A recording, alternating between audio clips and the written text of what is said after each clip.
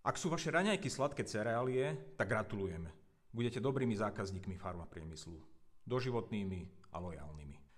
Ľudia sa ma teda pýtajú, čo raňajkovať, lebo tú energiu ráno ozaj potrebujú. Najlepšie raňajky sú káva alebo čierny čaj a k tomu chlieb, najlepšie kváskový, maslo, med, najlepšie prvý jarný z lučných kvetov, lebo má najviac živín, a škorica. Ale pozor, iba cejlonská. Nie je tá bežná lacná typu kasia, lebo tá obsahuje toxíny, ktoré pri pravidelnej konzumácii môžu škodiť. Med so škoricou je to najlepšie, čo si môžete dať na raňajky, ak nechcete v 50-ke skončiť s vysokým tlakom, cukrovkou alebo ďalšími pliagami.